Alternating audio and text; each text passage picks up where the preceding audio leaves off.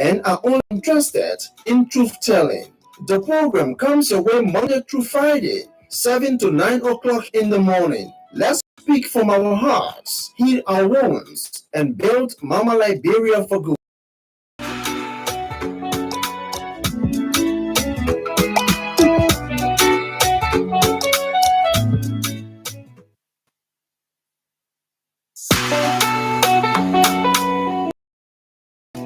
Truth-telling is the bedrock of good journalism.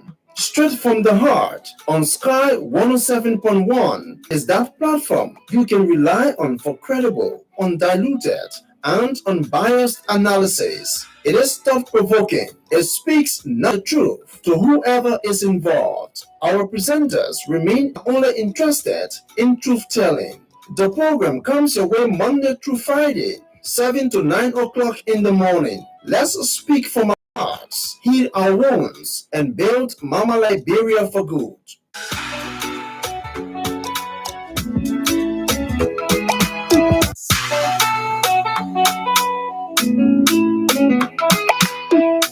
Truth-telling is the bedrock of good journalism. Straight from the heart on Sky 107.1 is that platform you can rely on undiluted and unbiased analysis. It speaks nothing but the truth to whoever is involved. Our presenters remain impartial and are only interested in truth-telling. The program comes your way Monday through Friday, 7 to 9 o'clock in the morning. Let's speak from our hearts, heal our wounds, and build Mama Liberia for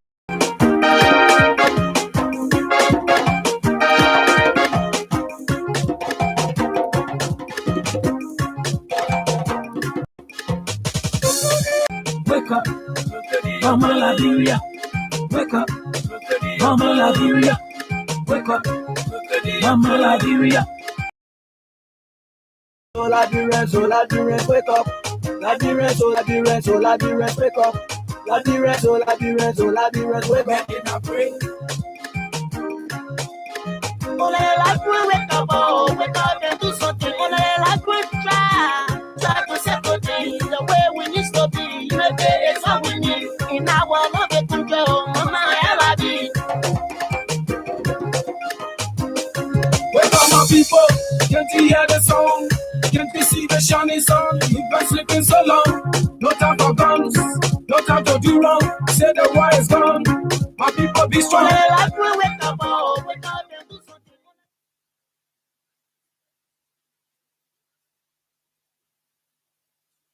Crime. Good morning. Yes, I noticed that we're off mic. Good morning. A pleasant welcome to another interesting edition of the program, Straight from the Heart on Sky 107.1. Welcoming you on this first day of the week, Monday, and today is the second day of August 2021. Yesterday was the 1st of August, and trust me, yesterday was International World Friendship Day. It's a day that people all around the world celebrate their friends, celebrate their relationships with people. You know, friendships are very interesting, very great things. Relationships that we entered into, that we're not bound together by blood, but by love and so much affection for one another. So yesterday, friends all over the world celebrated, each other for maintaining their relationships. Today, we're going to be speaking with Montserrat County District 17 Representative Henson Kiazulu. Honorable Kiazulu is currently, enjoying his honeymoon, so we do not want to interrupt the serenity of his matrimony.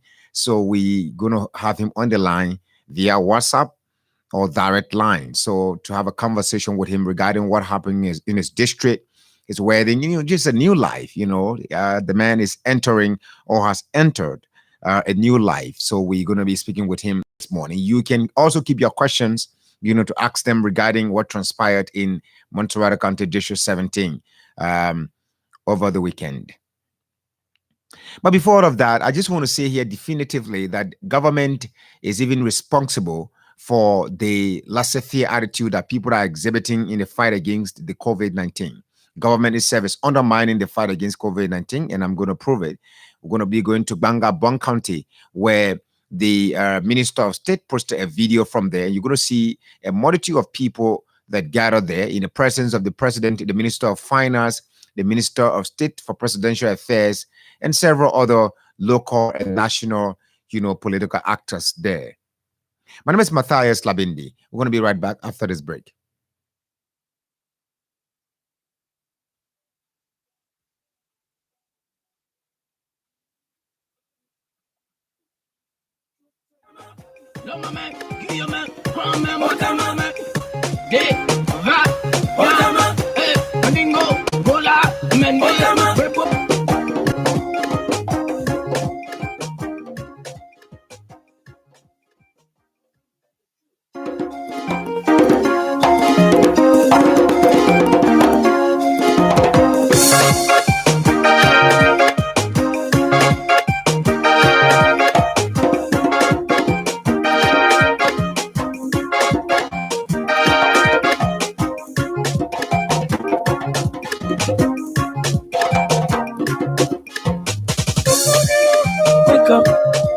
Wake up, Mama Liberia.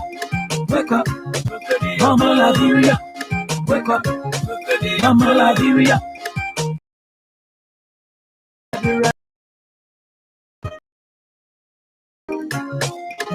Wake up, oh, wake up and do something. Try to settle things the way we need to be. It's all we need in our love and control. Mama, I love you.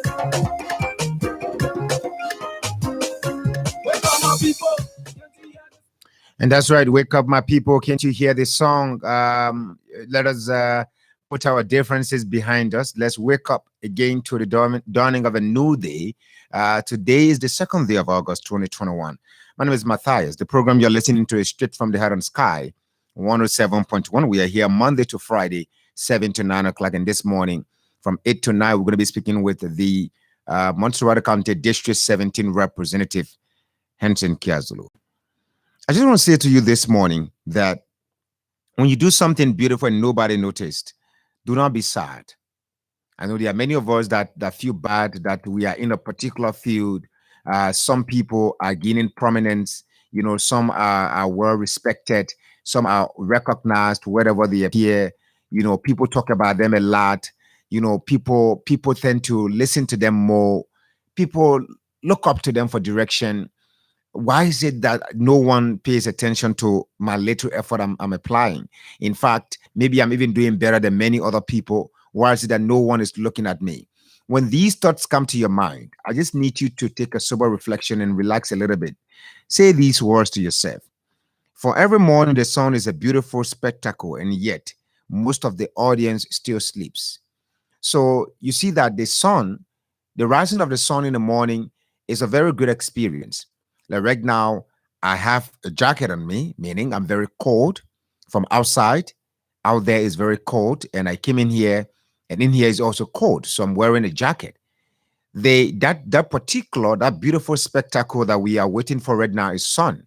When the sun comes up, all of us will break a smile. But yet still, while some of us that are up are breaking a smile because there's a sun shining above our heads and it's taking away the cold.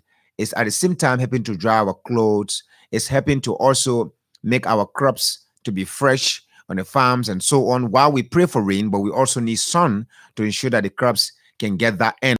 All right. So when the sun comes up, that does not mean all of us going to wake up to the rising of the sun, to the beautiful spectacle shown to us by the sun. But some of us are still going to be asleep. So it simply means that not every good thing that people do, that everyone just war for. I mean, that everyone just go for. All right. You may do your good things. Some may turn a blind eye to it because of some other, faint things that they look at before them. But don't be disappointed. Don't be afraid.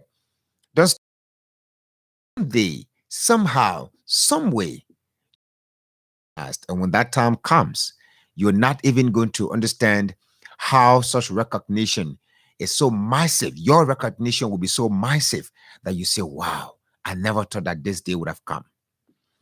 That's right. I hope that helps you this morning as you wake up to step out there and do that thing that you love doing best. If you are a teacher, go into the classroom, teach with sincerity, teach honestly. where I just want to say to you, yes, we're still making way to get online live on Facebook. By the time that you're certainly going to get a notification by the time we get live on Facebook and our YouTube channel as well. So yes, you're listening to Straight from the Heart on Sky 107.1. My name is Matthias Labindi. But I would have loved to just play you something quickly, one quick video. But since we're still making some efforts to get online on our live Facebook feed, let's look at a few things. Why that is happening. I got some information yesterday from Maryland County that there was a burial ceremony that once worked with Speaker Buffer Chambers Radio in that county, but at the burial ceremony, staff from the station were chased out of there. They were denied, entry. In fact, they were prevented from giving tribute. What for?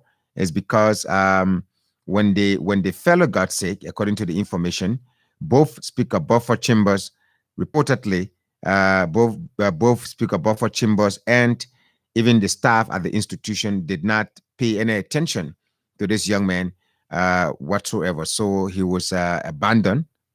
If that's exactly what some of the folks have said, that he was abandoned and nobody gave him attention. So when he died, the family didn't want them to come around and pretend like they so much care about him. So they chased them away from there. So we're going to be hearing from our contact there in that area by 3. In Montserrat County, something happened there over the weekend. Let me quickly take a break and make little adjustment and get back to you, folks. This is Straight from the Heart on Sky 107.1. We are going to be back shortly, right after this break. Yes, we're going to be back after this break. You're listening to Straight from the Heart. No time for guns, no time to do wrong. Say the war is gone. My people be strong. Wake up and do something. Try to settle things the way we need to be. It's what we need in our love control. Mama, Wokama, wena moto mwaka, wokama, muna moto mwaka, ufanu, unyano, wokama, sarune, labire, abore, wokama.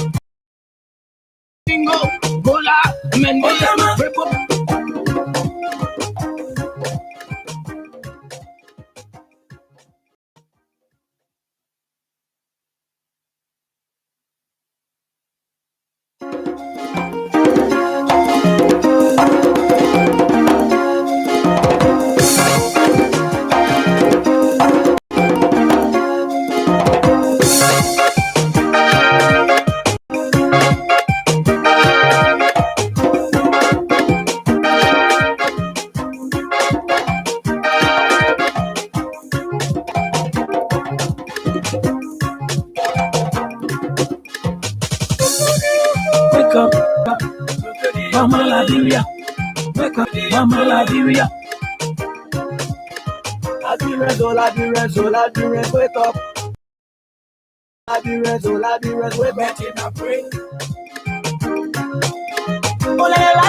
up. Wake up and do something. Try to settle things the way we need to be. It's what we need in our love control. Mama, can't you see the shining sun? You've been sleeping so long. No time for guns. That's right. You're listening to Straight from the Heart on Sky 107.1. Welcome back to the program. We're here Monday to Friday, 7 to 9 o'clock. My name is Matthias Labindi, and our guest this morning at 8 o'clock is Representative Henson Kazud of Montserrat County, District 17. He joins us via WhatsApp on the program this morning. So quickly, just to, we are back online now. We are online now on our Facebook page. We're live on Sky Communications Liberia Facebook page, as well as YouTube, Sky FM and TV Liberia. So welcome to the program this morning. Let's quickly bring you the first information. Why I said the government itself is undermining the fight against the COVID-19 pandemic in the country. When the government officials, when the government itself gather, when the government gathers, when officials of government gather, meaning COVID-19 does not exist amongst them.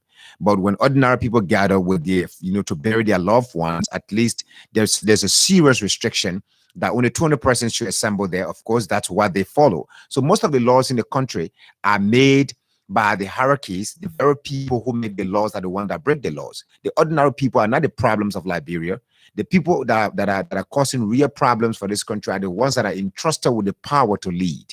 Now, let's watch this short video posted by Minister Nathaniel McGill about some citizen engagement exercise that the government is carrying out there in Bangabong County.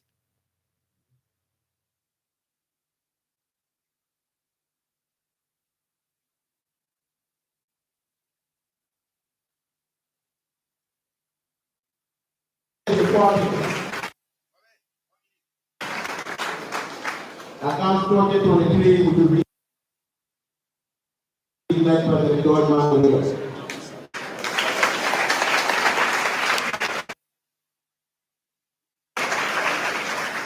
Today, I know history will be made,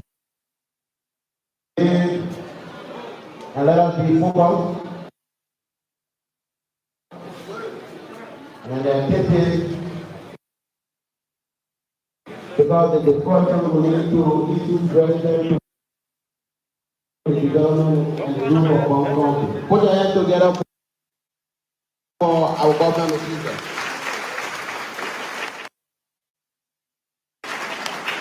We are about to start this program on our Nathaniel McGill special visit to Banga City, Hong Kong today, 31 July. All of the program will have invocation. We can stand on our feet as we call on to Mountain Pudon, President of the Hong County, President Association, in person of Reverend Pastor ICD. Put your hands together for Pastor ICD.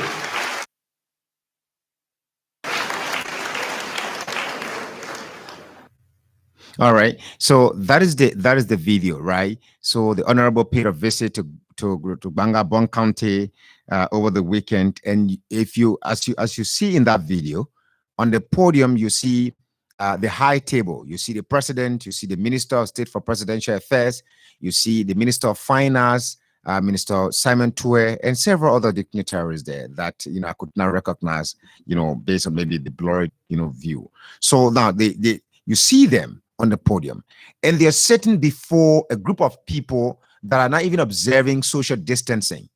Now you even see in the video, if we play that video for about 5 minutes, you're going to see that some of our models are even sitting on the floor to show that there's a conjunction there. There are not much seat for everyone to sit on, so everyone gather. Whatever the significance of that meeting was in that particular county, if we agree as a nation, now that's the reason why I'm not even discussing the substantive of the gathering. I'm looking at the violation of the health protocol, carried out by the President of the Republic of Liberia, the Minister of State for Presidential Affairs, the Minister of Finance, all in attendance, and the health protocols were being violated. We saw the same during the burial of Minister McGill's mother. So the entire situation in the country, Liberia has been this way. Maybe, by the way, maybe someone would say, no, it's yesteryears or several years back, people were respecting the laws. But most of the laws in this country that we make, the people who break the laws are the people in authority, like the president, President George Weah. He's a lawbreaker. Why do I say so? President Weah, has read the code of conduct of the country. President Weah flies a private jet that he should not be doing, in blatant disregard of the law and in total disrespect of the intelligence of the over 14 counties and several thousand people that voted him in this country. The code of conduct says the president should not take gifts from people. If there are any gifts giving him above $500 US, he should make so he should declare the gift to the legislature. He flies a private jet given to him by his Burkinabe friend. The last time I had a conversation with the presidential press secretary,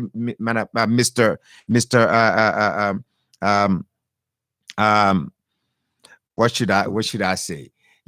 So this is sad, right? So I had a conversation with the presidential press secretary, and Isaac Solokiagbe, he told me, well, don't you think Matthias Liberia is too old for our president to not have a private jet? This is how we encourage the breaking of our laws in the country. You say COVID-19 is real. The only place that the regulations, the only place that they fight against COVID-19, the particular laws that we put in place, the only place that we can enforce these laws when we are amongst the ordinary people. That's the place we go and act like, yes, we are enforcing the laws. But when we gather, COVID-19 is no longer there. All right. But when we are not around, now look at that audience, look at that crowd. So the producers are zooming, the video gradually. You're seeing it, the number of people, total conjunction. And even on the high table, the president, along with his entourage, they're sitting right next to each other, like there's nothing going on in the country at all.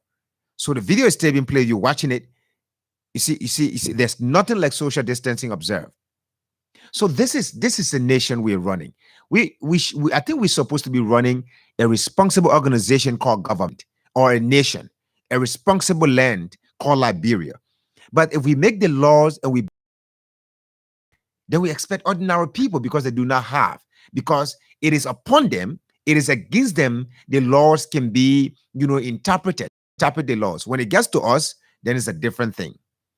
All right. So quickly, someone is asking, where is the cake playing in the coastal highway?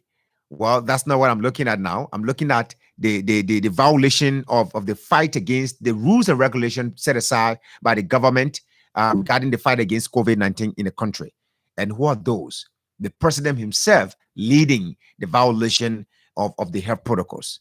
That's COVID-19 vaccine is just taking it. Maybe he took it in secret and he cares less to encourage Liberians to take the COVID-19 vaccine, because he knows that he's going to keep breaking the laws. So when the president goes to Kobacho market to do a tour, or the Omega market to do a tour of the market, then COVID-19 will not be around there at that time until he leaves. Are we serious, people? How do you even encourage your international partners to support you in the fight against COVID-19? How do you attract funding? So you went to France to get tear gas and pepper spray and thing, so that when the ordinary people breach these laws that you are breaching as well, when they break these laws that you are breaking as well, you use the tear gas, you use the pepper spray on them. During the COVID-19 fight, the government thought it wise to get more support from France regarding in what it considers as tear gas and so on. Yes, testing kits were also brought forth from France. But how can we go to all these people and get all this support, request for all this support, financial support, material support, moral support, and so then we come back into the country? Our leaders themselves are the ones that are violating the health protocols.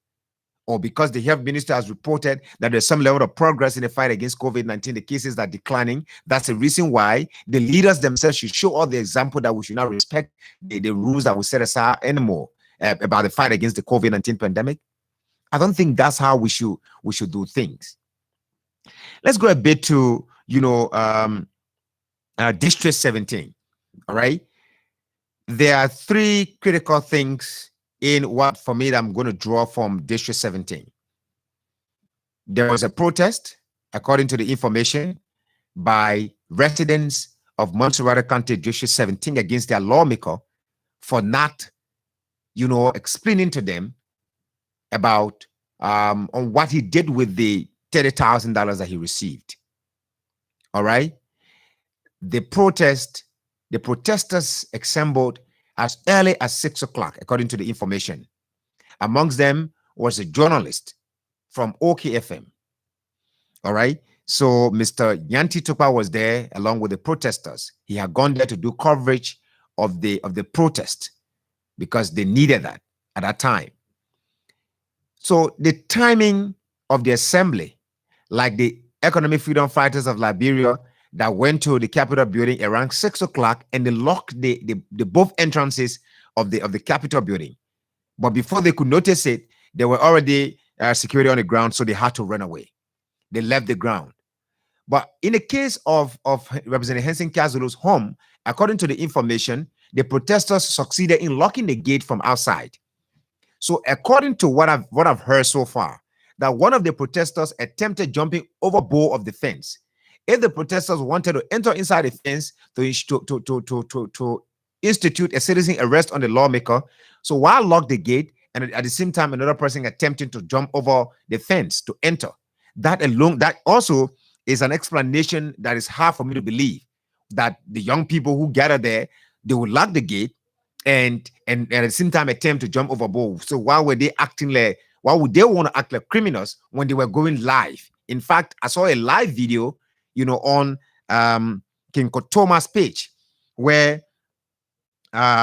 wherein he, someone was telling them to leave the premises of the lawmaker, and they said to him they were not leaving because they had gone there to ask their lawmaker, their representative, to ask him to explain to us what he did with the $30,000. So during that time, according to, now there are two things, the lawmaker has too many explanations to make this morning. So I don't want to delve into analyzing too much what happened in District 17. So the lawmaker has a lot of questions to respond to when we get him on the line this morning. But there's another question I want to ask. These young people that gather at the home of Representative Henson Kiazodo, these young people that gather there at that time of the morning, I like their tenacity. I like the energy, the resilience. I like the bravery they exhibited to ensure that they assemble at that time, of the morning, to ensure that their lawmaker gave them explanation as to what he did with the $30,000. I want to ask you, young brothers, if there were women amongst you, I want to ask you also, young brothers and sisters. All right. So, were you people in that district? Maybe some of you travel at that time. Were you people in that district when Jackie Brown posted a video of a minor believed to be around the age of 8 or 9? When he posted that video, Jackie Brown, knows the individual that was molesting that particular minor in the video. Jackie posted that Jackie is a resident of District 17. Jackie lives not too far from Wanwusu. His house is right on the road. It's built in the form of ship. He's right there, right after Broadview store. You just drive a little distance and you're gonna come across Jackie Brown's house. Jackie posted that video. We raise these things in the media. That is an assault. That is a sexual molestation by a pedophile against such a minor. So I want to know now in our country, this is an open question to all of you. How do we direct advocacy? How do we define advocacy? So when the advocacy is not about money, it doesn't matter. When the advocacy should be about the life of a person, the future of a child, the future of the country. So by that time, it is not an advocacy because, yes, the advocacy regarding the 30,000 also has to do with the future of the country, because if the lawmaker does not give account of certain money received by him, because he was elected, that's why he got such privilege to receive that money. So therefore, he should give account of such monies to his people. But in so doing, should we also turn a blind eye to, other human interest advocacies? That kid, do we know the status of that particular development right now? Do we know what is happening to that kid? That man in the video was molesting. And Jackie Brown is a resident of that particular district. There has been no citizen arrest. Nobody has assembled at Jackie Brown's house to request, to demand that he unconditionally provides the individual or produces the individual that molested that kid in the video. I'm not saying your effort to make your lawmaker to give account for $30,000 was a wasted one or it was wrong. I'm not saying that, but I'm simply urging you, in such energy, as you exhibit such, as you demonstrate such energy in ensuring that people give account for whatever they've taken from you, for whatever, through the fact that you've elected them in office, you should also use that energy to think outside the box and look outside the horizon and ensure that you see what is happening all around you. That minor was sexually molested. Till now, there's been no advocacy there's no advocacy group except the media raising that, demanding that Jackie Brown produces the individual in that video that was seen molesting that child. All right. So, okay, let's move on to another development. Now, this development has to do with, people and leaders. All right. I think Dr. John Atta Mills, one of Ghana's former president, is the one in this video. So you're going to watch it. You're going to listen to it via the radio as well. You're going to listen to what he's saying to custom officers when they were caught, when there were reports that custom officers, instead of doing their jobs, they were more interested in taking bribes at the detriment of the Republic of Ghana. And over time, some of them were acquiring properties. Some of them were building houses. Some of them lives were changing overnight. The president got concerned. It is not possible for this person to have a job and what they're earning is maybe around 1,005. Is it possible for Matthias Labindi to earn 1,005 US dollars? And in 3 years' time, in 4 years' time, Matthias Labindi already has, condominiums. Matthias Labindi already has, private jet. Matthias Labindi already has he drives the most expensive cars in the country. Is it possible? So this question, this is where the Ghanaian president came from to ask these questions. If you watch this particular video, if you listen to the audio as well, those of you on the radio, you're going to cry for your country. I'll be right back.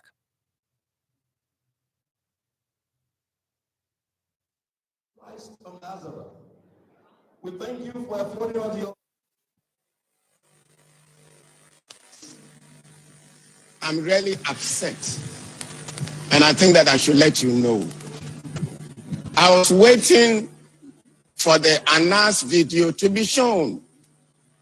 And that confirmed the reports that I've been having all along. Officers of customs, you are Ghanaian citizens. You have to help us to build a better Ghana. But if this is the kind of behavior, this is the kind of attitude that you have, you are not helping us in any way. Indeed, today, I came to express my disgust and my revulsion at the way some of you are helping to erode the benefits that we are making or we have to give to our people. You are in charge of revenue. Every day we hear reports about malpractices. People collecting bribes with careless abandon. People who think that they are entitled to take bribes. How can we get rid of corruption? I'm not saying that nobody should appreciate the work that you are doing. But when you make it a condition, somebody should give you some money before you perform your duties. I've known Customs for quite some time. I was Commissioner of Internal Revenue. And the Anas video confirmed the fears I've had for quite some time. Look at yourself. I want to talk very frankly to you. Somebody joins Customs, 2-3 years, the person is putting up a building. The person owns a car. In what organization will it take you 3 years to build? And it is not the exception. It is the rule. Very often, my Minister for Finance is worried about the fiscal gap that we have. And your duty is to collect, to display transparency in the way you operate. And I'm happy with the initiative that General Mode has taken. And I give him my full support. My brothers and sisters, let me be very honest with you. If it means transferring everybody, I'll give him the authority to do so. If it means changing all the people in Customs, I will do so. Because we do not owe anybody anything. But I know there are good people amongst you. The good people should be influencing the bad ones. Because your reputation now has been soiled. And this is something that we have known all along. And I want to use this occasion to send a signal to your colleagues at Aflao. I'm aware of what they are doing. And very soon we'll descend on them. And then DVLA, one of these days, they will find me there.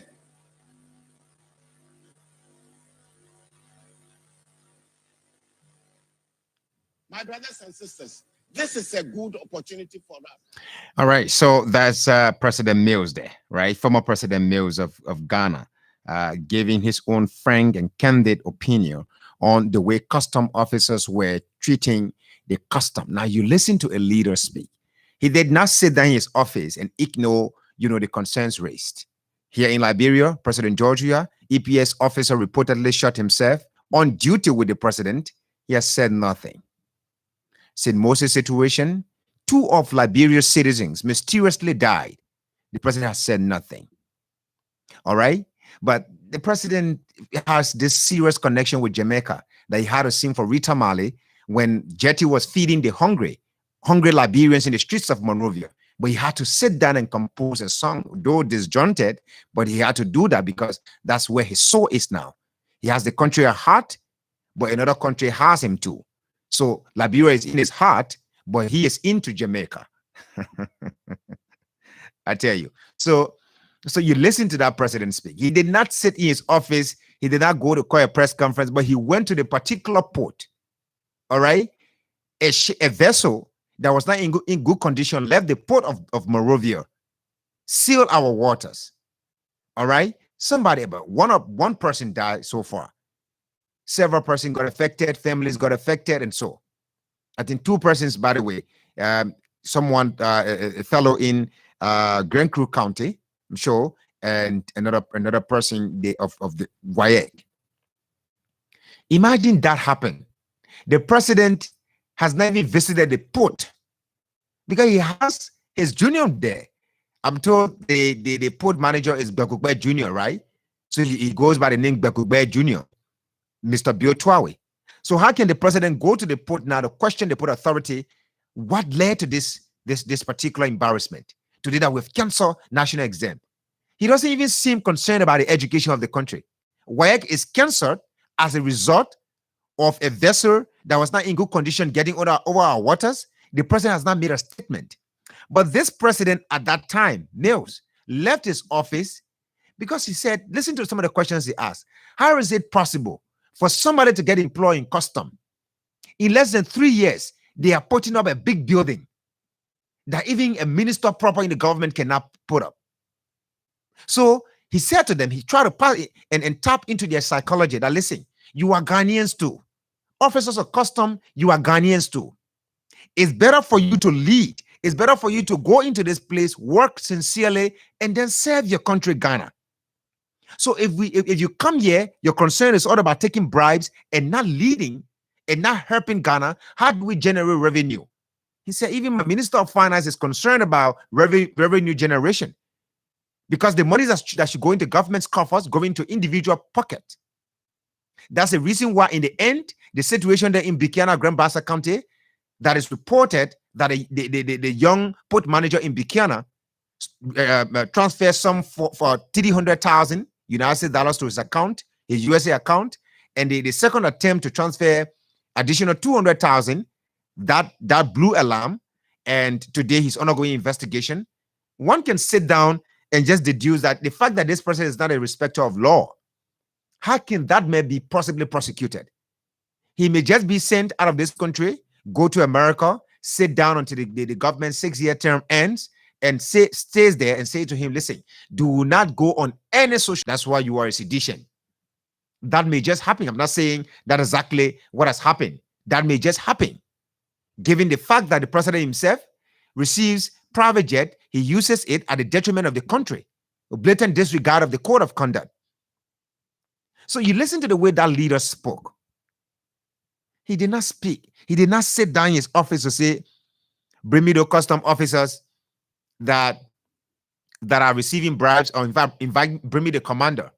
And then in so doing, and the commander is also requested to make contribution to the president's office. My man, just leave something here and go. We're going to take care of that administratively. So he did not do that. I'm not saying President Weah does that, right? But if we look at the way things are happening in our country, we talk about COVID-19. The president joins his ministers. The president joins the people to gather ordinary people because he's there in total violation of the health protocols. But when these very ordinary people take their loved ones, that have died to bury it. The very government that embraces them when some leaders of the government gather, the very government sends security on them to guide them, to control their movement. Do not bring more than 20 persons here. But if you watch a government official's loved one's funeral service, you see that more than 20 persons will gather. And in fact, at some point, there will be no observation of the health protocols. I was watching the video of Minister McGill's mother burial. So at some point, either the protocol officer or somebody there was asking journalists to cut off their cameras. That we are reaching at a point where every one of you should cut your cameras off. Cut your cameras off. So I was watching and I saw the way people were clustered together. I said, no wonder why she's asking, other journalists to cut off their cameras. But of course, they paid. They paid for publicity. So sometimes they forget about so many things. They paid for publicity. They paid for this thing to be live stream. But because they didn't want certain people cameras to be on, they said, cut your cameras off during the burial, during the funeral service of Minister McGill's mother. But it was still live stream. So where are we as a nation? How can we say we are fighting corruption? How can we say we are even serious about running institutions when we ourselves break the laws? Anyway, I have one biblical question for you, biblical scholars. Quickly, I just want to ask that. Yes, I had it at the back of my mind, and I just want to go there quickly to ask the question and open the lines to hear from you. So as you're calling in to participate on some of the issues we've highlighted, you may also want to attempt, to answer that particular one. It's a biblical. In fact, for some of you, I do not always participate on the program. Maybe this is going to make you to take part in the program this morning. So yes, let me quickly get to it. Let me quickly get to it and then bring you the particular verse. Is it let me see, it should be Genesis. Wow. All right, no problem. I'm gonna get to it. I'm gonna get to it, right? But without quickly get into that, let me what I'm trying to get to that, let me inform you here that okay, I have it. So it's Genesis chapter 4 verse 16. If you're there, I'm not preaching, right? But I just want to ask a question. I've read this particular passage of the Bible, and every time I read, I get more confused than I've been. So Genesis chapter 4 verse 16 says, and King went out from the presence of the Lord and dwelt in the land of Nod, on the east of Eden. Dwelt in the land of Nod, N-O-D. So I just want to find out from you people. So according to the creation, God created Adam and Eve, and Adam and Eve first set of children were what? King and Abel, and King did this and killed his brother. God asked King to leave that particular land, describing him as a vagabond. When he left, he went into another land. This other land was not talked about previously in the Bible until King left his parents because of what he did, and he went to Nod. Were there people living in Nod? Because I'm told there King met a family, King settled down, and so on. So where were these people? How did they come forth into the word? What were they existing? How were they existing? How did they come forth into this word? What were they? So if Adam and Eve were the first people and their first set of children were King and Abel, and King killed Abel, and King was asked to leave from that particular Garden of Eden, and he went to the east of Eden, and he went into the land called Nod. Maybe he met other people there. So who were these people? How did they come into the word? Let's have a conversation with all the issues we've highlighted. Call us on the numbers 0777 777 107, 0777 777 107, 0777 221 223 are the numbers you can call us on to participate on the program this morning. 0777 777 107, 0777 777 107, 0777 221 223 The numbers you can call us on to participate on the program this morning. Call us on those numbers. Let's hear from you. Call us on the numbers 0777 777 107 0777 221. You're not want saying it. All right. So let's hear from this person. Good morning. Good morning.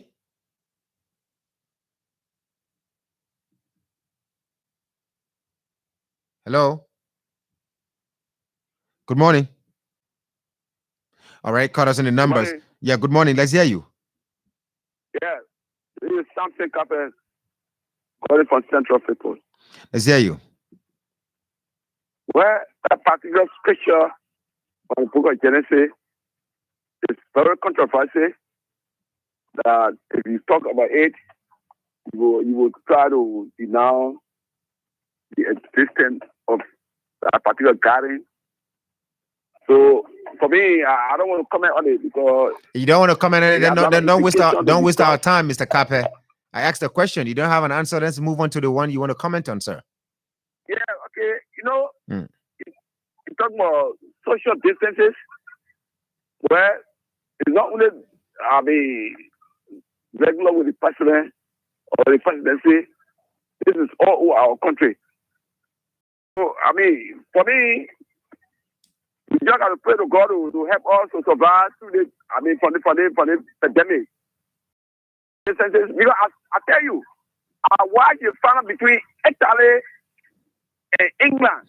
What is this guy? I don't know where me the enter the fees. Okay.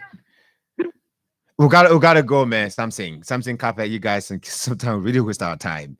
We're talking about Liberia here and COVID-19. Talking about the final between Italy and things. So you defenders of the purple, you come with diversionary tactics. Sometimes you just take the real issue, bring something else. Anyway. But let's move on to another person. Got us in the numbers 0777 777 107 0777 777 107 0777 221 223. The numbers you can call us on to participate on the program this morning. Let's hear from this other person. Good morning. Good morning, my brother. How are you? Fine, thank you. Let's hear you. Looking for Fofana. Moton Corner. Let's hear you, Mr. Fofana. Well, I've been monitoring discussion concerning our representative. Well, for me, he will come on the show because he is one of the representatives who deserve what he's doing, because during the campaign, the message he is buying the vote of the people. He said, so when you win, he said it. He said, I am buying this vote. So when I win, you shouldn't expect me to do anything for you. And then you people sold your votes to him. If that's anything to go by. All right. Okay. Let's move on to another person. Call us on the numbers 0777 777 107 0777 221 223. The numbers you can call us on to participate on the program this morning. You're listening to Straight from the Heart on Sky 107.1. Call us on those numbers. Let's hear from you. If you say the lawmaker, told you people that he was buying your votes and you still sold your votes to him, then what is the point? Let's hear from this other person. Good morning. Good morning, sir. I'm Edmund Stewart calling from District 16. Go ahead. Yeah, pertaining to the Bible, Genesis, what you just read, and King left his people and went somewhere. After King killed Abel, he was punished and he was sent in the north. And where the north he went is what we call the Pacific Ocean now. There were people existing at the time called them the apes, but they never had soul. They were human, but they never had soul. It was the punishment that King was undergoing. So God took him from that and sent him to his people, to Adam and Eve, to where we call Ashad now, where King went. So where are you reading all these things from? I got this from the Bible study during the time I was in high school. So is it in the Bible? Is there a passage in the Bible that I can read that from? Not all things that happen that is recorded in the Bible. Okay. not just all. Thank you so much, my brother. Let's move on to this other person here. Good morning, Mr. Pele. Good morning. Good morning, sir. Let's hear you. Look, I have much interest in a biblical issue, but that means get through a lie, right? COVID-19 is of no respect of anybody called president or Barbara, anybody, or even king or queen. He doesn't know anybody of that. So I think our leaders should be setting example in this country. We should be definitely straight with the COVID issue, right? There's no need for somebody to kind of justify what we got to do with Italy. I'm telling you. Italy. The president should stand his ground and do what is right. Lead by the example.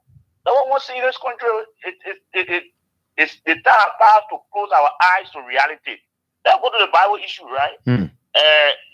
If you read Genesis, look, Adam lived for 800 years, according to Genesis chapter 5, verse 4, right? Now, the Bible was written not when these events were occurring. The Bible was written after the event was occurring. It just told us what actually happened. So it's possible Adam had his first daughter. It's possible that daughter had an affair with a brother. And oh yeah, that one I mean. No. I was because you know the guy did. Yeah. What happened for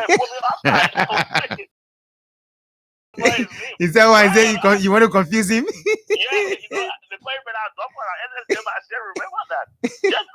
So, man, that's why in the Bible. I'm telling you. But this is very complex. I understand. Thank you so much. Let's hear you. Call us on the numbers 0777 777 107. Good morning. Good morning.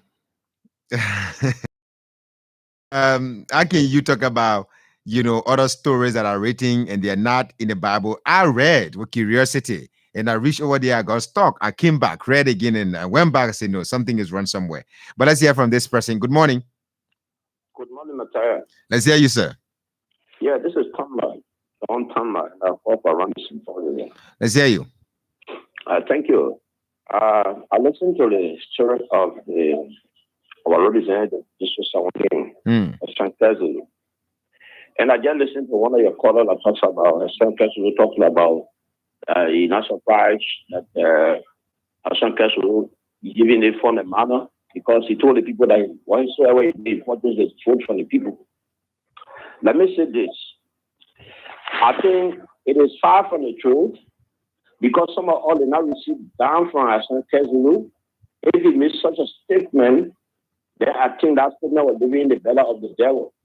Because even those are wrong campaign for the Hassan Kesulu, most of them did not receive anything from him.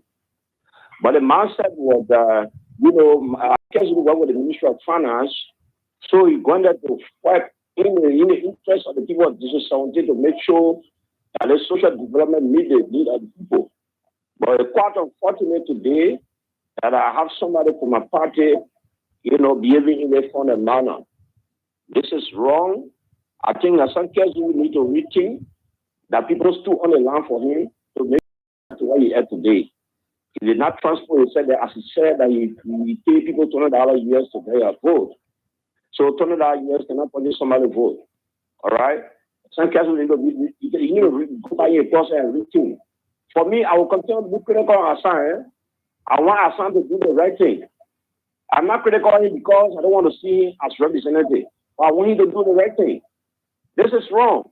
You can't continue making the kind of, reckless statement on the people that you pay for your vote and what of you. But have you confirmed the statement? That's what the guy said. This is what I'm saying. He's just anything to go by. That he made such a statement because a lot of people are telling me he did something that he made that statement right after he took over. All right. If it is true, then I think Hassan Kesulu will come back and start the statement. That statement around the interest of the people. And I will tell people, I will tell people this. Okay. Upon the Unity Party, I will never back one vote. Okay. I'm not one of the people defenders. There's somebody was mentioning something, Jenna, Italy, somebody taking the brother came away to Italy. What do you know about the Italians? The president was wrong for taking that decision. He wanted to meet the people, he had no nose now, he put a nose now, he key. One person said that they wanted to travel to Italy. This thing we are doing, we want people tomorrow. The people the thing you are doing, we got all of you recorded. 2023, 2024, you will see the difference in the country. Okay.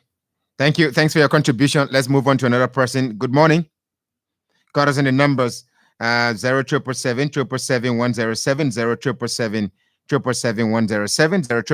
221 are the numbers you can call us on to participate on the program this morning. Well, let me quickly inform you folks. Well, slipped from my mind, but it's very, very important. It's a very important news for me to share with you. It's about Big Brother Liberia. I know you've been following that reality TV show, and the young lady, you remember the young lady I hosted, right? So far, she's the only contestant that I play host to. And Gary, the blogger, only called on the program once to defend himself regarding some kind of wrong English that people said he was speaking on social media. Lisa won Big Brother Liberia Season 2. Congratulations, Team Lisa or Lee Gang.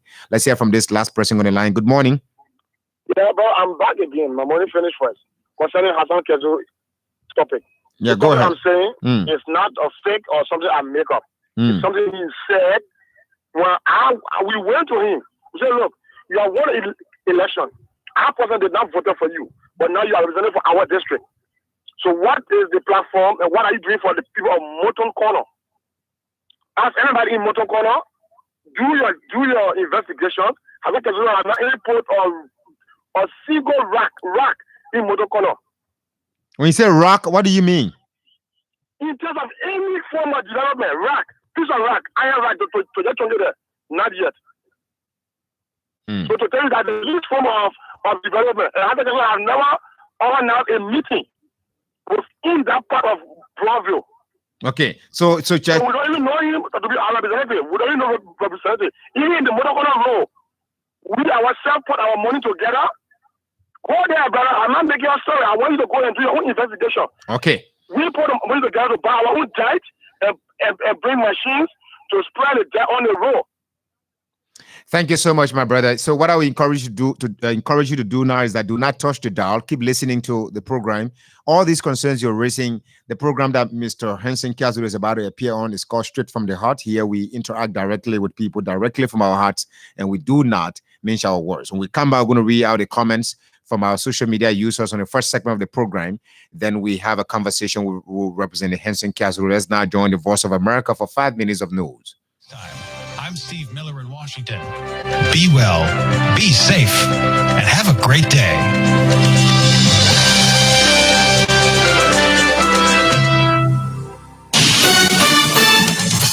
This is VOA News via remote. I'm Tommy McNeil. The United States and the United Kingdom joined Israel Sunday and alleging Iran carried out a fatal drone strike on an oil tanker off the coast of Oman in the Arabian Sea, putting further pressure on Tehran as it denies being involved in the assault, calling it an unlawful and callous attack. The British Foreign Secretary Dominic Raab said his country and its allies planned a coordinated response over the strike Thursday night on the oil tanker Mercer Street. U.S. Secretary of State Antony Blinken soon followed, saying there was no justification for the attack, which allows and follows a pattern of attacks and other belligerent behavior. The strike on the Mercer Street marked the first known fatal attack after years of assaults on commercial shipping in the region linked to tensions from Iran over its tattered nuclear deal. Myanmar, 6 months after seizing power from the elected government, its military leader Sunday declared himself prime minister and also said that he would lead the country under the extended state of emergency until elections are held in about 2 years. Senior General Min Aung Hlaing said the state of emergency will achieve its objectives by August of 2023.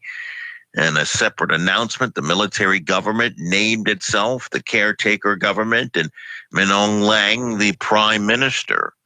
The state of emergency was declared when the troops February 1st. This is VOA News. Dr. Anthony Fauci has warned that more is on the horizon as COVID-19 cases climb again, and officials plead with unvaccinated Americans to get their shots. Fauci, the U.S.'s top infectious disease expert, also said he does not foresee additional lockdowns in the U.S. because he believes enough people are vaccinated to avoid a recurrence of last winter. However, he said not enough are inoculated to crush the outbreak at this point. Fauci's warning comes days after the Centers for Disease Control and Prevention changed course to recommend that even vaccinated people should return to wearing masks indoors in parts of the U.S. where the Delta variant is fueling. With the switch, federal health officials have cited studies showing cited studies that vaccinated people can spread the virus to others. About 100 protesters marched throughout the streets of Tokyo on Sunday to call for the cancellation of the Olympics. Protesters shouted slogans and carried banners, many of them reading, "Cancel the Olympics." Worries still linger over the coronavirus risk as the Olympics Games go on into the city. The Olympics organizers Sunday reported 18 new cases related COVID-19, and they include one athlete, bringing the total games-linked number since July 1st to 259. The number of children recruited by armed groups in Burkina Faso rose at least five-fold so far this year. That's up from 4 documented cases in all of last year, according to information seen by the AP in an unpublished report by international aid and conflict experts. Witnesses of one attack in Solhan said they saw children helping the fighters to burn down homes, but they did not see the miners killing anyone. The government confirmed that children were involved in the assault. As the violence increases, so does child recruitment. A number of children recruited by armed groups in Burkina Faso rose at least fivefold. House Speaker Nancy Pelosi and House Democrats are now calling on the Biden administration to immediately extend the nation's eviction moratorium. Democrats call it a moral imperative. More at voanews.com. Via remote, I'm Tommy McNeil, VOA News.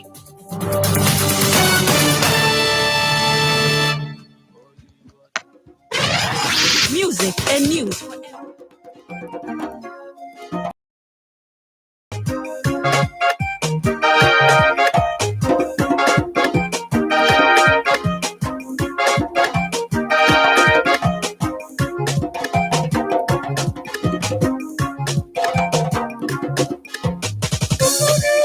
Wake up, Mama Liberia. Wake up, Mama Liberia. Wake up, Mama Liberia. Wake up, Mama Liberia. Liberians, oh Liberians, oh Liberians, wake up. Liberians, oh Liberians, oh Liberians, wake up. Liberians, oh Liberians, oh Liberians, wake up. In a pray. Oh, Liberians, wake up, oh, wake up and do something. Oh, Liberians, try to settle things the way we need to be. It's all we need in our love country. Rastafari. So reggaeton that.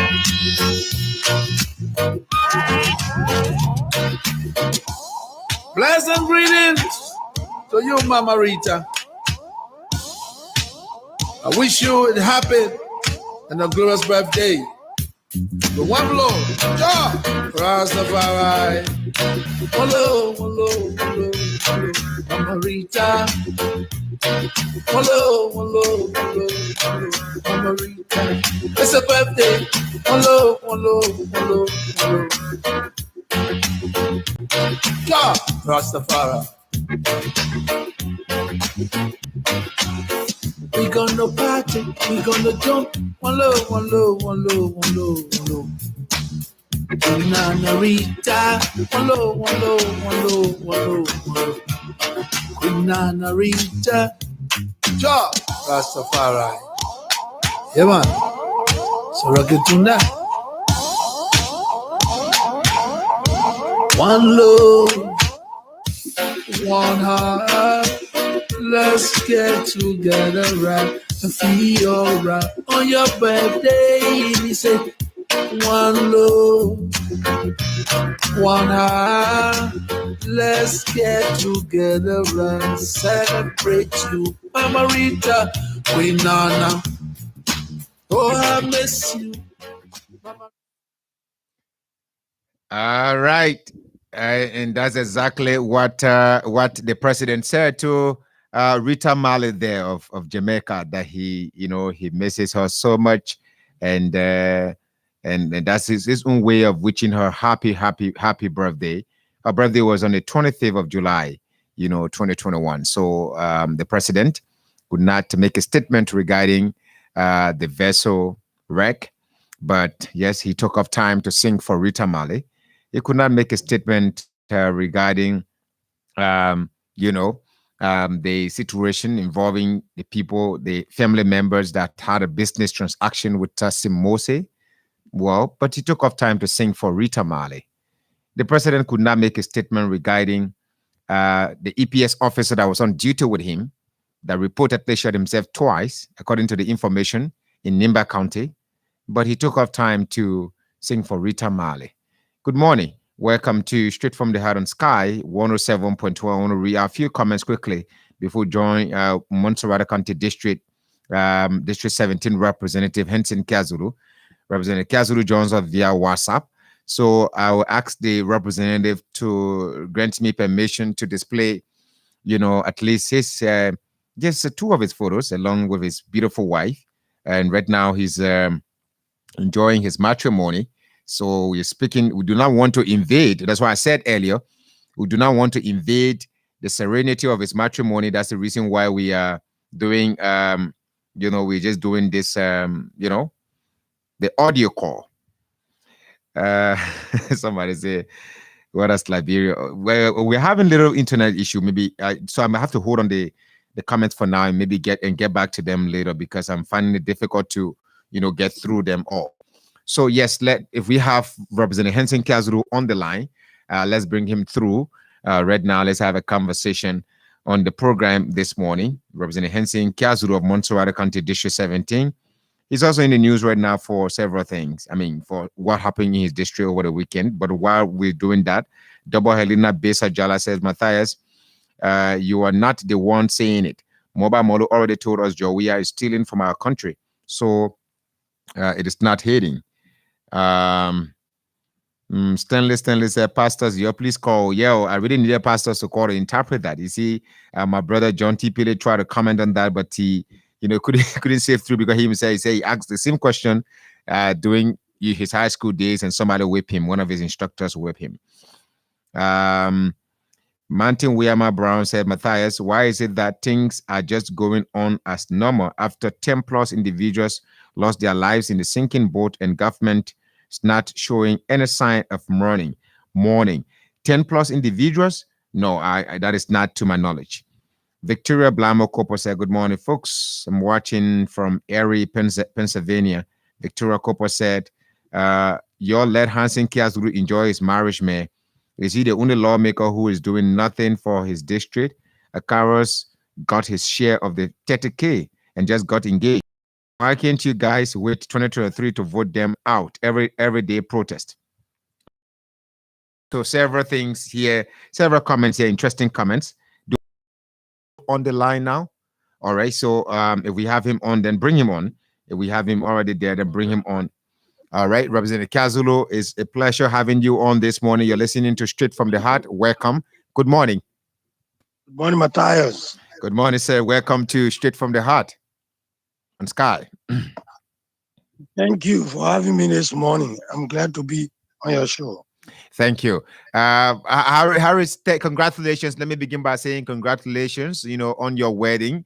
I was not invited, but no problem. I understand. It was a selective wedding you had. You had certain people to invite, and you didn't invite me. No problem. I'm not offended. I understand. it's a joining of two people, so you didn't want me to be part of it and witness it. No problem. But welcome, congratulations. On your wedding, sir. Thank you, Matthias. Actually, I wanted to keep my wedding at a low profile. Okay. Okay. So I didn't extend a lot of invitation. Okay. And the reason on that was the COVID regulation. So I wanted to have a quiet time, my woman marry, and just go back home. Yeah. Unfortunately, I know. Unfortunately, this guy, that individual, I decided to promote it all over the media. The promoter. Oh yeah. I started 150 person in attendance and gave him their noise, the jingles all over the place about my wedding. So thousands of persons have to descend to see this famous wedding. I tell you. But by the way, how is the matrimony going? I know right now, I couldn't do a video call because I didn't want to. How is the matrimony? I'm smiling, so charming. Congratulations. How is sir? Oh yeah, we are cool. We just thankful to God that we got married on a cool atmosphere. And though the ring came, but for us, the biblical interpretation is the blessing of God. Everything will be solved as we wish. So I'm happy that we are together, two persons who understand one another. So I'm happy that we are back home and our here encouraging us stay.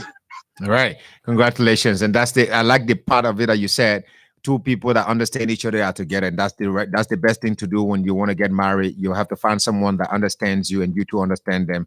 That way you go through the stumbling blocks in life and still stand tall among all. Congratulations once again. But quickly, let me ask you this general question before we move on to the specifics of what happened in your district. How do you describe the individuals that besiege your house that early morning? Are they armed robbers in your words, or they are of your district who thought that there is a need? Somebody explains to them about what they think they should know about. Okay, to describe them, I will describe them as miscreants. And they are not armed robbers, but they are dangerous individuals who actually wanted to inflict harm on my family. So that's how I can describe them. If you say they wanted to inflict harm on your family, are they residents of your district, by the way? The individuals, by the way, that they've been arrested, and so I know you must have seen all of them, in person. No, you do not know everybody, by the way, in the district. I don't want to put you in that corner as well. But do you see family members coming from that district, saying that, yeah, this is my son, this is my son? Are they residents of your district? I actually saw one individual. In fact, two. Two individuals from your district? No, I say I lay out on two in prison. Okay. The other three, I didn't see them in prison, but I saw their photos. The individual I saw in prison, indeed, he lived in the district because I saw his parents, and they told me that indeed he lived in the district with them. The other guy is a KFN journalist who came along with them. He told me that he lived in the district, but those that know him, they told me, in fact, in his presence, they said, no, you live Ghannasville. That is yet to be proven. The other three that I saw on the photo, actually, they don't live in my district. They came in, they were hired to come and execute whatsoever they did. Of the morning, the day, besiege your compound? It was sometime 5 a.m. I was sleeping. I'm giving the account on the basis of the information from the neighbor. Yeah. Sorry, man. I have a cold, so I have a distorted voice. No problem. So your account is according to my neighbor. Yeah. She leaves every early morning to go Douala for market. When she was in the bathroom, she saw a strange movement around my fence. She thought that was passerby. She thought people were passing by, sorry. But they went up and down and touching my gate, so it became a concern. She decided not to bathe again, but to observe them. In the observation, another two persons joined them. One had a black bag with certain item in those bag, because he said when the guy came with the bag, he took a chain-like object with another item, and he walked to my gate, and she saw them do something. Later, she got to know that they have changed the gate and locked the gate. So she aligned, and other residents in the community started to come towards the full individual. When the people came closer, they stopped the people from approaching my gate. Then the women started to alarm further. So most of those that came to the gate to rescue or to actually find out what was happening, they were all women. If you are seeing the video, you will see that a lady in her bath towel have to leave her bathroom to come on the scene to stop them from what they were doing. It was based upon that they got iron and other objects to break the chain from the gate. The community residents now? Yes. It was an alarm on the gate that some of my boys in the fence or in the house woke up and went towards the gate.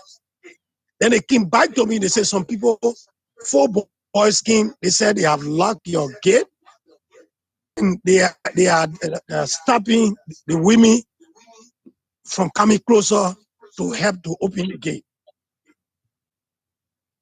It was based on that. I wore a short trouser. I came down, but I couldn't have access to go out, or no one could come in. It became terrified. The community started to come in. My children woke up. They were getting prepared for school, but they decided not to get out even after the fence was open. The gate was open, I mean. So, while in the torso with the people, the councillor Serena Cephas called me about the situation. I said, I'm in the fence. I have not gotten outside, so I really don't know what happened out. Fortunately, the women and some men in the community came and broke the chain, opened the gate. I wanted to go out, but my mother stopped me from outside the fence. It was based upon that. I went back in the house and I heard a single warning shot. Just to realize that the police in, because some police, I think the police walk in the fence to ask about it. Because I heard that they are the police, I came out. But the others that came to check my gate, they collected all of them, chained them, and took them to the police zone. That's zone 6. I got to come again. Zone 6 in the district, right? Zone 6 in the district. So they took them, the police extracted you guys before I came outside of the fence with the presence of the police. And when I came outside, this is exactly the resident gave me. Okay, Honorable Kazulu, you also said that did you at any point in time say that the individuals were throwing stones in your compound after they locked your gate? The true stones in the compound? Yeah. At what time? Because there's a video here that's circulating on social media. One of the protests who goes by the social media name Kotoma King was going live on his social media page, and there's nothing like someone throwing stones there. I don't know what time the stones throwing started. Can you explain that, sir? No. I don't think they were protesters. I don't think. I have not refused to talk to anyone in my district when they have concern. If I refuse and continuously, I think someone have the right to do what they did. You cannot come to my residence in the early hour of the morning by 5 and change my gate. Let's assume they never have any evil intent. But then there's an electrical shock and fire begot my house. How do my family escape? Is that the new norms of protest? 500,000, 500,000 officer at the port. That is the country money. It's clear that he stole because the order actually make that determination. No one talk about it on radio. They didn't go to of the individual to protest. You can protest for legitimate money that was given to the legislature.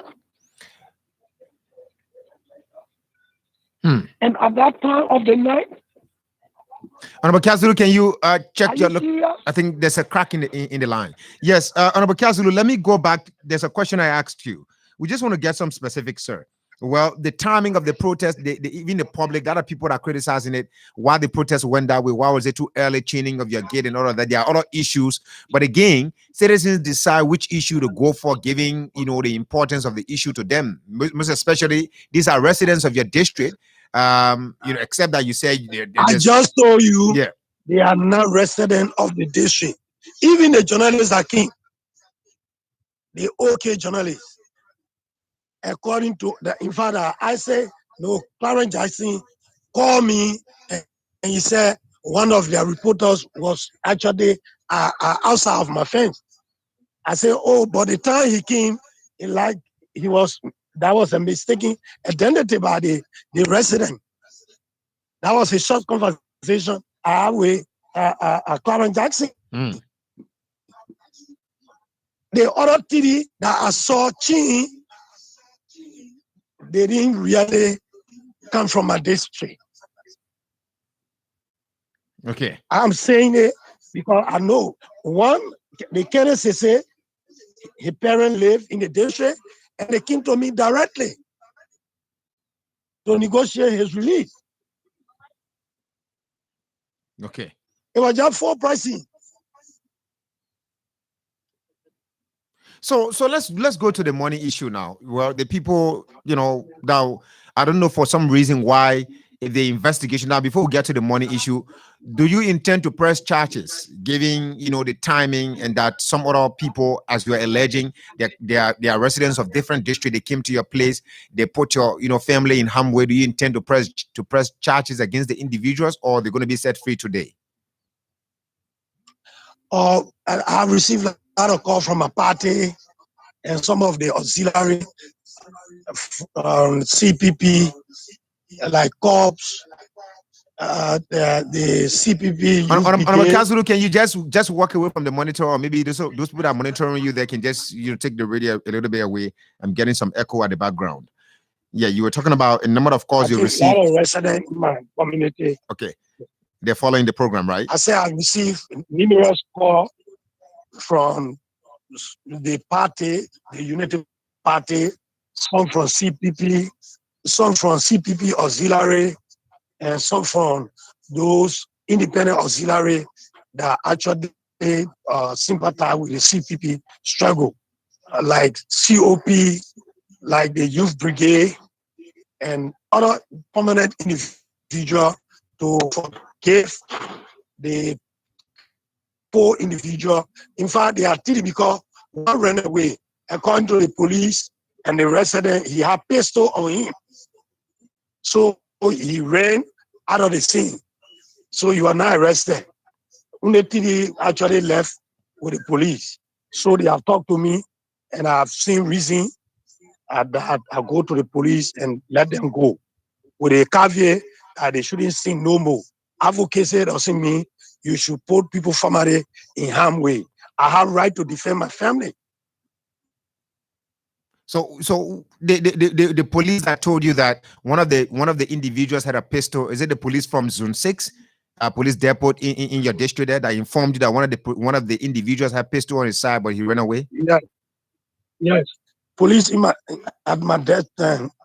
district informed me, and the residents that were present, they the one alarmed that the man had gone, that how he escaped.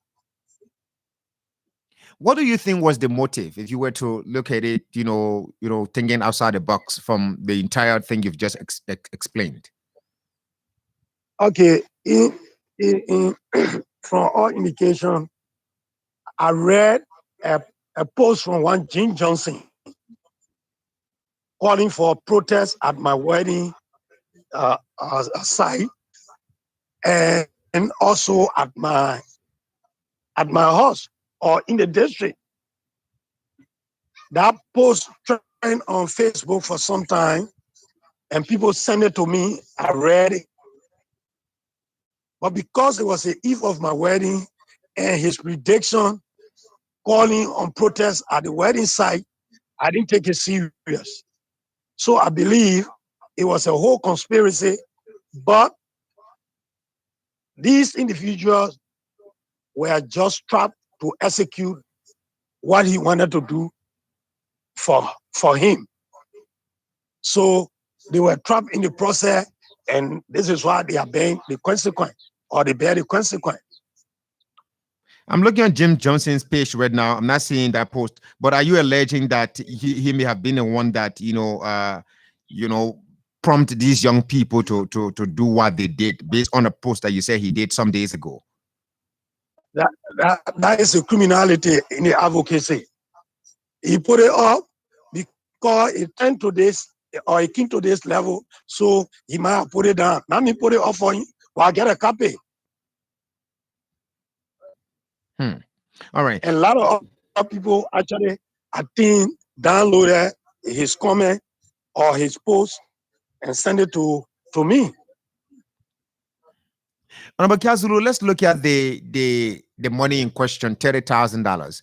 Was that the money you were waiting for before before you get married, or do you already had your wedding planned before the legislature allotted this money in individual lawmakers' accounts? I will hold this question, the answer to this question, until all the lawmakers that are married, when you see them getting married, then that's the answer. Well, Representative Akaras Gray just got engaged. I'm not saying that he was also waiting for his 30K before getting engaged, but I think two lawmakers have taken the path of matrimony. And more the lawmakers in the House of Legislature, I'm one of those that work for money before getting into the House. Right. If you go through my work history, I worked for the World Bank project. That was money making. It was not on a pro bono basis. I worked for the Ministry of Finance in the Republic of Liberia, a deputy controller in 3 different capacities. I was a tax auditor for the Revenue Department for years. Besides, I became Controller General of this country 2 times. I was not acting in opposition on a pro bono basis. So it is a sad mistake that someone I worked for 3 years, they have amassed well over 5 million. I worked for over 15, 16 years. Since I said for money. The President George Weah time is just the shortest time. But those that work in his regime, especially the executive, they are fabulously rich than I. That saving money to execute things that could make me proud. So to get 30,000, then I play wedding, that is not only unthinkable, it's incomprehensible. Okay. Do you expect to give report to your district anytime soon regarding this money in question? Since because of this money, your wedding got the greatest publicity that you never expected. You wanted to have a wedding on a low key, but your wedding got that kind of publicity because of the money in question. Because of this money, some young people are jailed. Because of this money, people are saying the lawmaker, use the law, use his power to jail some people innocently. Because of this money, a journalist was humiliated. And so at the end of everything, when the storm calms down, do you intend to call your people to explain to them about this money? Some of them that do not still understand why this money is legitimate or why it's not legitimate.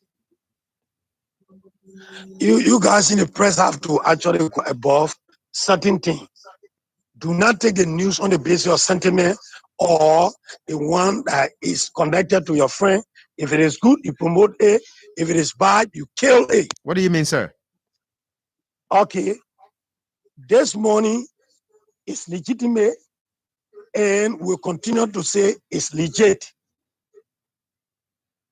The law provided that. I'm not going to the substance of it because you have to make your research. For individual to say the money was given to the district, that I will disagree today and tomorrow. The money was given to the offices of the lawmaker, but for engagement and accessibility. With that, I'm going to use the money in that direction. I will tell my people that this is the money I received for the office, but this is how I'm using it to come and meet you and explain the difficulty and also assess your challenges. So to back the budget, if possible, we can include some of your challenges in the national budget, or if possible, I can have personal intervention. And I'm going to do that. I'm not going to write a financial statement to give to people because some of those places I will go, when I assemble the people, some will come from far distance, I will have to pay their way. I'm not taking that money from my wife, market. That will be the same money I'm going to use to pay their way, have refreshment for them. So they issue that 20 that the people money comes through several accounts.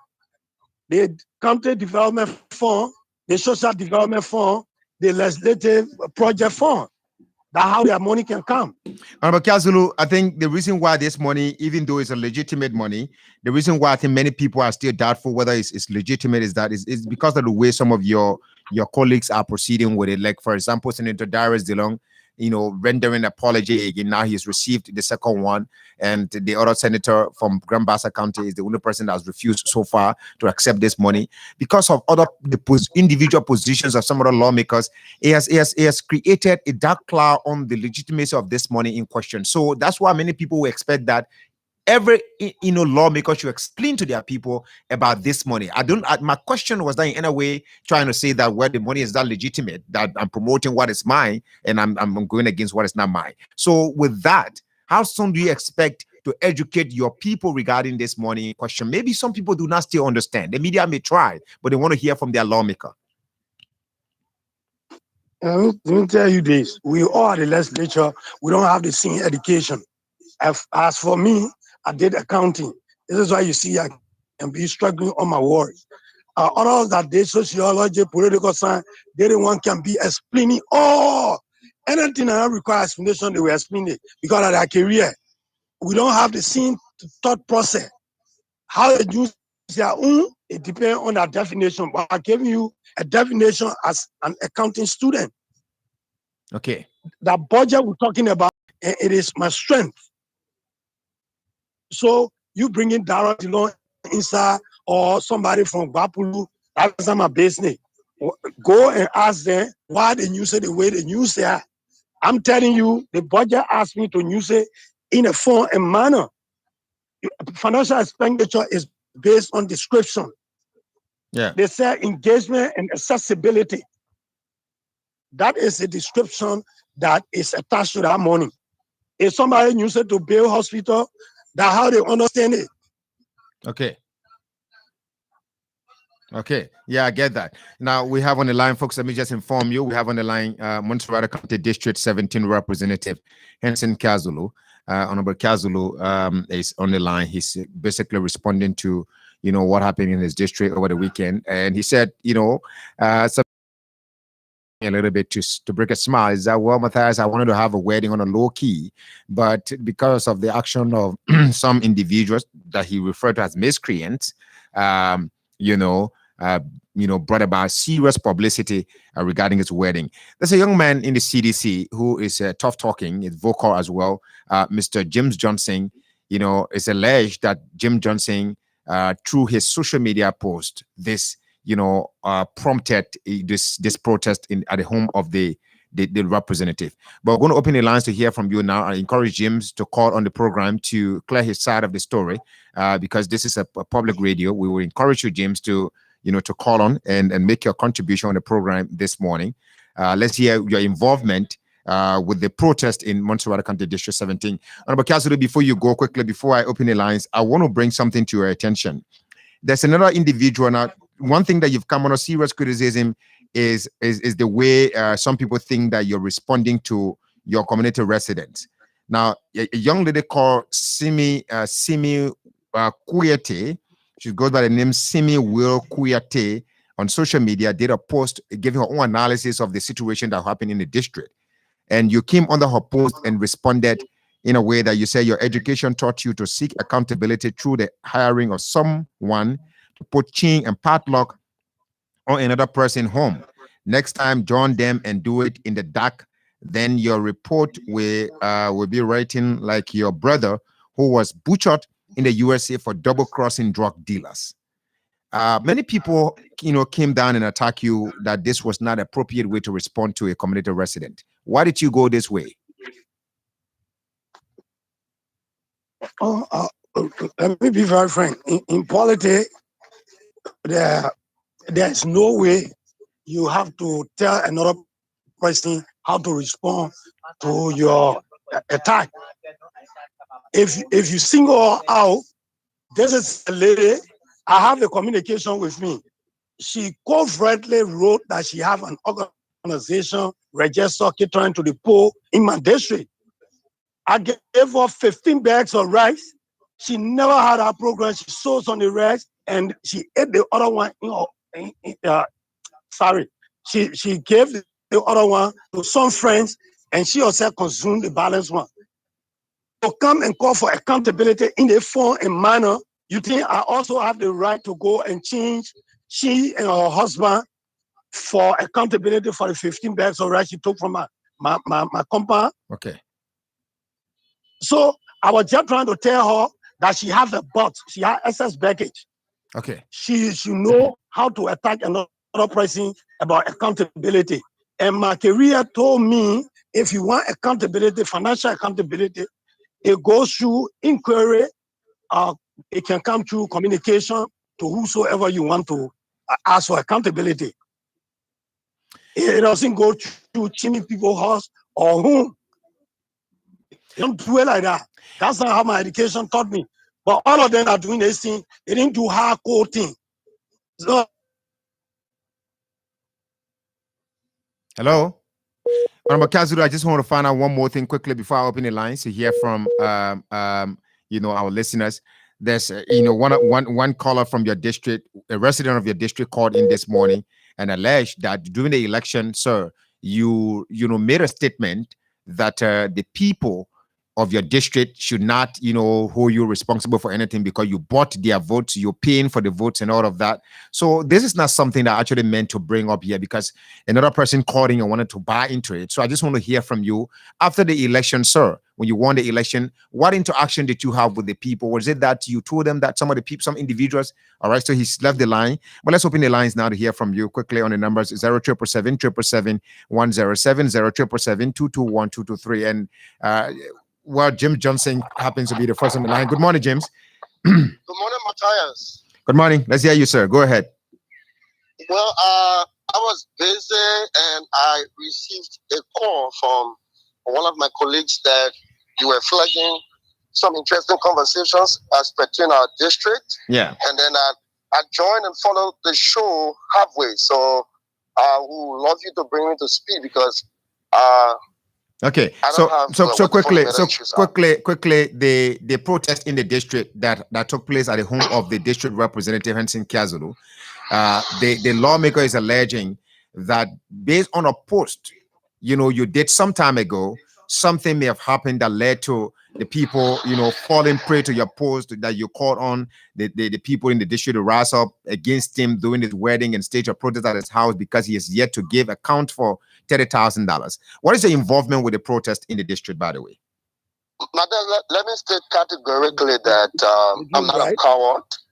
I'm a young man who has an impeccable history of advocacy, and whenever I think it is necessary that I stand up for a cause, I do, irrespective of who is involved. You follow my advocacy's pedigree with Honorable Kiazulu's predecessor, Honorable Datel. So let me state that for the record. With respect to what unfolded at the lawmaker's residence, I can also say that I had no involvement. I do not know the individuals who did what they did. Those individuals have spoken, I think, either through their Facebook posts or with the media. They have told the public what institution, under what institutions or species they did what they did. And of course, I have no link. I called on one of their sister radio stations and condemned the form and manner in which the protesters may have attempted to communicate their grievances, but I support the call for accountability. I stand by my post. Of course, I did a post, and I call on peaceful residents and constituents of the district to have assembled the wedding facility of Honorable Kiazulu to demand accountability for the 30,000.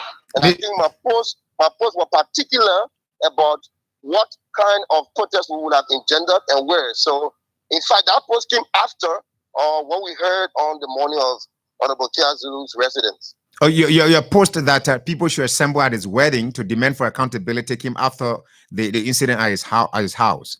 Sure, I think so, Mr. Johnson, now, just to make a point quickly and move on to other callers on the line. Why would you want to seek accountability from your lawmaker at his wedding if you do not have an undertone? If you just need a fair accountability, why would you want to, get accountability from him regarding monies that he has in his possession and so at the wedding? Now wait after the wedding, but to interfere with a man, happiness. Matthias, a stubborn flag goes along with the corpse. The lawmaker is stubborn? A stubborn flag goes along with the corpse in the grave. Deductively, what do you mean? Of course, Honorable Kiazulu has demonstrated blatant disregard and insensitivity for the concerns of the people and the needs in the spirit of genuine democracy to provide accountability. So we have said enough is enough. This lawmaker, let's put aside the $30,000. This lawmaker received $27,000 that was given from the China Social Development Fund. Did you know what? Well, Johnson, I will have some time so we can talk a lot about. It is important. We cannot have the lawmaker on the line. You call in quickly to just clear your side of regarding a particular development. We cannot. Yeah. Let me say we caught off the protest because Honorable Kiazulu had hired Tops and Zogos, and in fact deployed PSU to inflict wounds on peaceful protesters. The lawmaker has control over the PSU. Of course. Why do you think those guys who were incarcerated have not been released? I spoke with the commander. I'm clear with it. The commander told me that Honorable Kiazulu instructed them not to release the guys. Those guys committed an offense that is killable. So we were arguing that let's have licensed lawyer to have the guys released. Okay. Honorable Kiazulu refused. So of course he has the potential to influence officers of the PSU, not generally and as an institution, but some official within the PSU. Okay, so Johnson. Definitely we call up our protest. But let me say this, Matthias. The concerned citizens for accountability in District 17 will engage in series of peaceful civil disobedience action in the coming days to ensure that Representative Kazulu account for our 30,000, which he used. Okay, thank you so much, Johnson. Let's hear from Clarence Cole from the office of the representative. Clarence, go ahead quickly. Let's move on to other people on the line. Good morning, Matthias, and let me say good morning to your audience. Go ahead. You know, this morning I'm constrained to call on the radio because it is important that we be honest with ourselves. I just listened to quote unquote Jim Johnson speaking of wanting accountability. When Jim Johnson, a staunch partisan of the CDC, knew or is aware of accountability, when in fact, as we speak, District number 8 representative, he himself has had a counter for some money.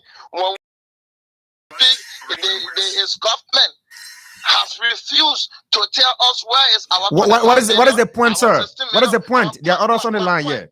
My point here is, if James wants to talk about accountability, he must come to the disco. But to the issue, the legislative fund, and I will say this, every one of us in the district should condemn the action of 3 youth going to the lawmaker house, chaining him and locking him up. It's very arrogant, and it should not be the form and manner. If we have issue, the lawmaker is at the office. We can reach out to him at his office. We can reach out to him to his working place. But to go to his restaurant and have him locked up with a chain on his door, then he comes here and say it is advocacy. No, that is not advocacy. Okay, thank you so much, Clarence. Let's hear from John T. Pile. Good morning, John. Good morning, and good morning to our honorable. Good morning. Sorry, actually, for the embarrassment that was caused to your family, right? You know, I think there's no need to release those guys. Because we got to set an example here. The last apple locked the national legislature, and there was no action taken. So people taking this thing that it will be continued if you guys don't take action. But I have 2 questions for you. The first question is, what is the status of the government road construction? You know, the road from from the junction there inside Banjo. What the status, and also the LEC project that is ongoing in your district. It has been so long, I don't see improvement. So what are you doing as a representative to ensure that the fast-track that project so that the people of your district also can have electricity, as I'm enjoying Corway? Thank you very much. As I'm enjoying Corway. Let's move on to other people on the line. Good morning. Good morning, sir. Let's hear you. You had me on the line for a very long time. Sorry, sir. Go ahead. Thank you, Matthias. The name me Mohammed passed away. I joined from the Looking Town community this morning. Mr. Passaway, please go ahead. Make your point. Let me say good morning to Representative Hassan Kazuru. We regret a situation, Matthias. You know, to go and lock on someone's gate or someone's facility is unfortunate. We regret the situation. But I want to acknowledge the honorable man this morning. You know, as a leader, when you are leading people, your interaction towards them, or the way you interact with them. Matthias sent you a message. Maybe they don't read the message. I was monitoring the representative this morning. You know, I want to tell the representative, then he be calm, then he be moderate in interaction. You know, the way you interact with people, it can raise contention at times. Many a time when I ask you to give report or to answer the questions relating to the district, take your own time and address them. Do address them aggressively because you are the one that leading them. So what are you saying, Mr. Passaway? Are you justifying the action at the home of the lawmaker based on the way he interacts, his tone? No, I'm not justifying the action, Matthias. I just want to acknowledge him because many a time I listen to complain from that district. Okay. People complain about Representative Hassan Kazuru many at the time. Okay. Interaction towards them. Thank you. Very more aggressive. I don't want to acknowledge him. Thank you, Mr. Passaway. Let's move on to another person quickly. Good morning. All right, call us on the numbers 07777-107, 077-221-223 are the numbers you can call us on to participate on the program this morning. You're listening to Straight from the Heart on Sky 107.1. Let's hear from this other person here on this line. Good morning. Matthias, good morning. Good morning, sir. Let's hear you. Yeah, let me say good morning to your listeners. My name is Kididaya. Go ahead. Well, yeah, Matthias, let me ask the lawmaker and all his supporters, since when condemning or protest became so important to them, because they were here when they had the party and organized a protest in front of the German embassy, the brand tires on the road, And even at the level of the Capitol building, they never condemn on that protest. But only because it happened through their lawmakers, they are condemning the protest. So I think it is a high level of insincerity. But that is not my issue. My issue here is they thought that we were against OKFN or journalists or Yati Tuka. Being a journalist myself, I feel that it didn't happen to me. It will not happen to me, but I'm 100% but it existed. And that happened only because the lawmaker refused to account for the people money that he took. So I think the people money. Oh wow! Anyway, Jedidiah, thank you for your contribution. Let's hear from this other person. Good morning. Good morning, Matthias. Good morning, Mr. Harris. Go ahead. And good morning to the honorable man. Let's hear you. Matthias, if there was any form of violence, as for me, I condemn the issue of violence in every form. But to the honorable man, he just stated that the money is a legitimate money. But for me, according to sources, the money is a legislative engagement, legislative project. I would like to ask him which one of the projects he has carried on in his district regarding the money, and how is he engaging the people in that district. My question would be, is it the money you are waiting for to get married? Matthias, the honorable man will have to come clean and answer this question. He's answerable to the people in the district and to us. Thank you this morning. Thanks to you two for your contribution on the program. So because of the limited time, let's get back to the lawmaker to respond to these concerns. If that's the money he's waiting for to get married, he's answered that question already. And he says he's going to keep it until all of the lawmakers can get married. So then he's going to say, yes, that's exactly what I'm waiting for. Honorable Kiazuru, you're there. Good morning. Thanks for rejoining us. Yeah, Matthias, I'm here. Yeah. So you listen to the interactions, you listen to other young people and other people making their inputs. Which one you really want to comment on quickly? I will talk on the issue Pastor we mentioned. I'm the most approachable individual in District 17. As I speak to you, send a reporter just to check on my fence and see the number of persons that have queued there. By extension, it's legislative engagement. Those I can reach and they have critical issue, they come to my fence, go to the office or offices, my district office or the Capitol building office. It's critical that someone will come and change my fence or my gate in a bid to ask for accountability. That Jim Johnson, I'm sorry to say, but check around at my age, before even ascending to the current position, I have done well with my life.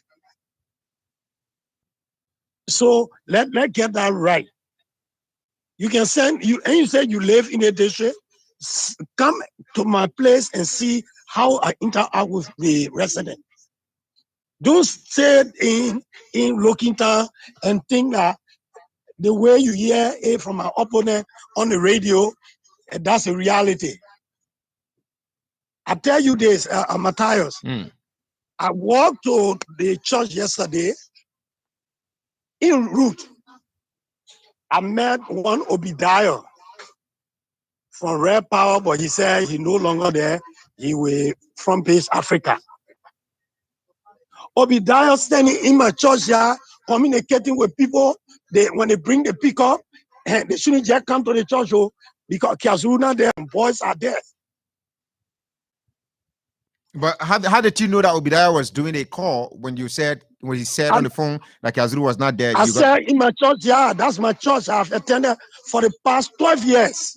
So all those that live there, they are my sisters and brothers. Okay. It was on the basis when I was walking towards the church, someone told me, one journalist right to our house, calling people to come, but telling them you have not arrived. He saw you, then he said, oh, he's coming now. Yeah. Whether you are sending information to Front Page Africa, telling them to come, or you are calling for the protester from West to descend on the church. How will a journalist get involved in those kind of a thing? I personally walked on you and said, you see, the trouble you guys can bring? I didn't invite you here. You came, then you calling people to come and disturb my peace. I passed by him. The resident, in fact, started to engage him. That's how you left the scene. Just to go look, they put a post off from Front Page Africa that a journalist have been stopped from covering a Helsinki Zulu wedding. Wow. Yes. I said, Jackson, Clarence Jackson called me about their journalists. I didn't see him until the police invited me to the police station. So where is Yanti now? Toba, I think Yanti Toba. Where's Yanti now? Where is he now? He was never arrested. He just wanted to follow the police and see what was happening to those that brought him. Okay. The 3 guys or the 4 guys. I met him and I told the police, but the man said he's a journalist. He identified himself. Okay. That's all. So what? Yeah, so coming. Yeah, fast forward. We have just a minute, 30 seconds now, sir, as we wrap up quickly, sir. Yeah, what baffled me about Nyanti Toba, Nyanti Toba sent me text messages about photos. But women, that Nyanti Toba said on her postcards that thousands of people have descended on my resident protesting. And Nyanti Toba will complain again that my supporter ain't brutalizing. How do we reconcile that? The police inspector general called me. He saw it on Facebook from OKFN, a reporter, that how he dispatched the police. Okay. All the right. Solicitor General also called me. He said he saw it on OKFN, a podcast, that how he contacted police authority to send police. How will you reconcile that? Then OK didn't reach me. They gave a press release condemning me. Jeniton Pelele did the same thing, and Charles Coffey did the same thing. How they want to be independent? None of these individuals you're talking about, interacted with you, but you said Clarence contacted you, sir. Interacted with me, and I don't think they even called the police inspector general or Councillor Serena Seaforth. Okay, thank you. What kind of journalism is that? Thank you so much, Honorable Kiazulu. We are still following this development. It's a pleasure having you on this morning. And that's all the time we have for today's edition of the program, Straight from the Heart and Sky, 107.1. You've gotten some information. I want to say some information because the lawmakers' account that we just listened to, and James Johnson as well. So, yes, that's all the time we have for today's edition of the program, Straight from the Heart. My name is Matthias Ladinde. Keep following us for more developments.